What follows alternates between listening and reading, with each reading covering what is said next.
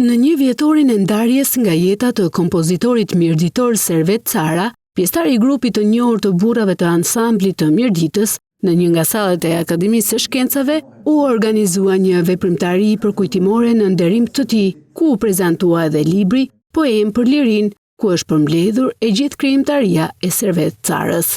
Libri është përgatitur prej poetit Viktor Gjikolaj, bashkohës e shokçe prej fëmijërisë me kompozitorin, me të cilin kanë krijuar bashk shumë këngë. Duke e marrë fjalën në këtë veprimtari, akademiku Shaban Sinani, ndërsa rrëfeu kujtime nga njohja e emisia me Servet Carën, ndër të tjera tha: Ajo është histori e këngës Mirditës. S'ka qenë këngë me ansamble. Është një revolucion i madh në mënyrën e të kënduarit. Praktikisht e nxori këngën nga oda në skenë.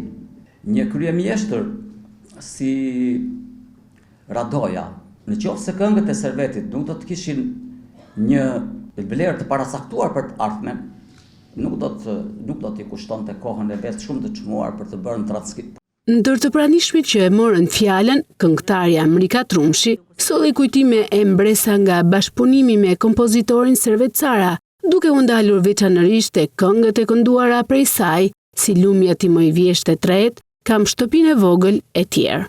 Serveti nuk la pasuri, la familjen e vet, të cilës ju përkushtu gjithë jetën, la pasurinë më të madhe për Mirditën, për muzikën shqipe, për këngën e bukur shqipe, la këngën emblem, la tingujt emblem, la këngët monumentale që i kanë kënu artistët më mësë muzikës shqiptare.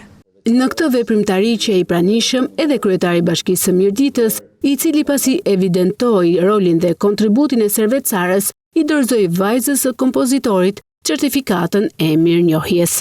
Që thjesht një certifikat mirënjohje dhe falënderimi është një gjë e vogël në krahasim me atë që ka bërë Servet Cara për artin dhe kulturën mirëti.